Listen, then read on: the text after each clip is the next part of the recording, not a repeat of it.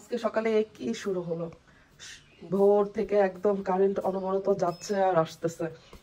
আর এত গরম, গরমে আমার মেয়ে অসহ্য হয়ে কান্নাকাটি মানে নন স্টপ করতেছে, থামতেছেই না। 9:30 বাজে, 9:25 বাজে। তো আমি কি বলবো, এত জিদি হয়েছে, বিছানা থেকে উঠতেছে না, একদম শক্ত হয়ে জোরে জোরে কান্না করতেছে, বাতাস দিচ্ছে তাতেও থামছে না। তারপর তোর বাবা বাইরে নিয়ে গেল কাপড় চাপড় পরায়, মানে এমন একটা অবস্থা হয়েছে, মানে না বললেই না, যে বাথরুমে গিয়েছি আমি, সেখানেও সে আমার সাথেই যে বসে থাকবে আর কান্না করতেছে। মানে কি বলবো, ছোট বাচ্চা কাচ্চা থাকলে যা হয় আর কি। লাস্টে মেয়ের বাবা জোর করে নিয়ে ওকে বাহিরে নিয়ে গেছে বাইকে করে, একটু ঘোরায় টোরাই নিয়ে আসছে। তারপরে কিছুক্ষণ ঠান্ডা হয়েছে, আবার যখন গরম লাগা স্টার্ট হয়েছে আবারও সেম। তো সকাল থেকে এই পর্যন্ত মিনিমাম 5-6 বার কারেন্ট গেছে। কারেন্ট আসছে 10 মিনিট পর আবার গেছে, কারেন্ট আসছে 10 মিনিট পর আবার গেছে, একদম ভোর 5:30 থেকে শুরু হয়েছে নন স্টপ। তো ফাইনালি 8টা 8:30টার দিকে গেছে, এখনো আসে নাই। এখন কখন আসবে জানি না। এই জন্য আমি প্রত্যেকটা বাথরুমে বালতি ভরে ভরে পানি রেখে দিয়েছি, কারণ ট্যাঙ্কের পানি শেষ হয়ে গেলে তখন আবার পানির সংকট হয়ে দাঁড়াবে। অন্যান্য দিনগুলোতে কারেন্ট না থাকলে কিন্তু বলে যে কারেন্ট থাকবে না, আপনারা পানি ভরে রাখেন, বাট কালকে কোনো ডিক্লারেশনই দেয় নাই। তো বুঝতে পারলাম না, হঠাৎ করে কারেন্ট গেল, এত লোডশেডিং হচ্ছে, আমাদের হাউজিং এর মধ্যে কাউকে কিছু জানালো না, কোনো নোটিশ নাই। নোটিশ দেয়, পানি না থাকলে নোটিশ দেয়, কারেন্ট না থাকলে নোটিশ দেয়, বাট আজকে কোনো নোটিশই দেয় নাই। তো একটু আগে হাজব্যান্ড কল দিয়েছিল, বলতেছে যে নাস্তা নিয়ে আসবে রেস্টুরেন্ট থেকে। তো আমি নিষেধ করলাম যে নাস্তা আনতে হবে না, ঘরে নাস্তা পরোটা বানানো আছে, ভাজবো, নাস্তা করব।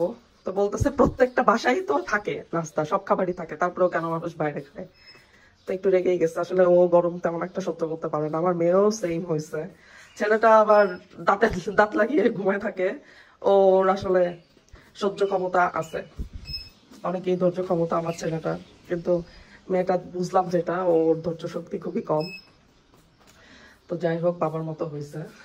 আর কি বলবো, দেখি কি নাস্তা নিয়ে আসে, আপনাদের সঙ্গে শেয়ার করব। এই যে আমার হাজবেন্ড নাস্তা নিয়ে আসছে, মানে কি বলবো, তাকে আমি বলছি নান নিয়ে আসতে, যেহেতু সে একটু রেগেই গেল পরোটার কথা শুনে, যে বাসায় তো খাবার থাকেই সবার বাসায়, তারপরে কেন নয় নাস্তা বাইরের। তো আমি বললাম ঠিক আছে তাহলে নান নিয়ে আসবা। সে নান নিয়ে আসছে 5টা, মানুষ আমরা 4 জন, আবার পরোটা নিয়ে আসছে 5টা। দেখেন বাসায় কিন্তু পরোটা আছে, পরোটা না আনলেও চলতো। যাই হোক, 2 বক্স কলিজা ভুনা নিয়ে আসছে। এটা কি গরুর কলিজা ভুনা? এটা গরুর কলিজা ভুনা। আর এখানে আছে ডাল, এটা হচ্ছে ডাল আর ভাজি মিক্সড। তো এখন আমরা নাস্তা করব, এখনো ইলেকট্রিসিটি আসতে 1 ঘন্টা সময় লাগবে। আমাদের এই হাউজিং এর মধ্যেই নাকি ট্রান্সমিটার ঠিক করতেছে আর কি, সেই জন্য। ঠিক আছে, আমরা নাস্তা করি। আল মাহবুব থেকে নাস্তা এনেছিল, কলিজা ভুনাটা এতই বাজে, মানে কোনো কি বলবো, টেস্টের টও নাই। তো এখন আমি আবার এই যে পেঁয়াজ কুচি দিয়ে একটু তেলে নিচ্ছি, দেন আবার একটু ভাজা ভাজা করে ফেলবো। খেতে পারি নাই, সবজি দিয়ে খেয়েছি, মানে কেমন একটা গন্ধ লাগতেছে, কাঁচা কাঁচা। এই হলো অবস্থা। আমার জামাইকে এই প্রথম দেখলাম রান্নাঘরে খুন্তি ধরতে। এই যে সে রেস্টুরেন্টের কলিজা মডিফাই করতেছে নিজ হাতে।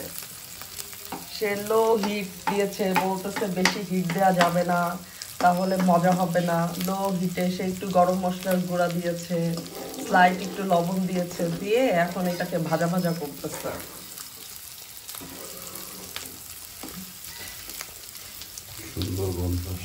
সুন্দর একটা কিন্তু স্মেল আসছে।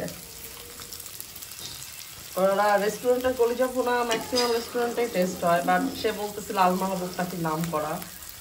তা আমি কখনো খাই নাই, আমার কাছে খুব একটা ভালো লাগে নাই। আর কলিজা ভুনা তো একদম জঘন্য। তো এখন সুন্দর একটা স্মেল আসতেছে, এখন মনে হচ্ছে যে এটা কলিজা ভুনা হচ্ছে। আর একটু করবো ভাজা ভাজা,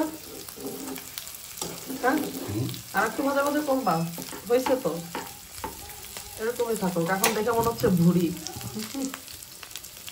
শেষে 11:15টার সময় ইলেকট্রিসিটি আসছে, 5:30 থেকে শুরু করে 11:15 পর্যন্ত লোডশেডিং। যাই হোক, আমাদের হালিমা আপা এখনো আসে নাই, তো আমি অলরেডি আজকে কাজে লেগে গিয়েছি। সব আমার জামাইয়ের ড্রয়ার দেখেন, কাপড় চাপড় সব একটা একটা করে বের করে আর এলোমেলো করে রাখে, মনে হচ্ছে যে সব খালি পরছে আর কি পরবে সেটা খোঁজার জন্য শুধু হাতাইছে ড্রয়ারের মধ্যে, একদম যা ইচ্ছা তাই করছে। যাই হোক, এই ড্রয়ারটা গুছাই ফেলছি, গুছাই। ঠিক আছে, আপনারা সবাই ভালো থাকবেন আর আমাদের পেজটাকে সাপোর্ট করবেন। এই ছিল আজকে সকালের ব্লগ, আপনাদের সঙ্গে সকালের ব্লগটা শেয়ার করলাম, আমাদের প্যারালাল ব্লগ, প্যারালাল ব্লগ। যাই হোক, একদম ইলেকট্রিসিটি না থাকলে আসলেই বিপর্যস্ত হয়ে যায় জীবন।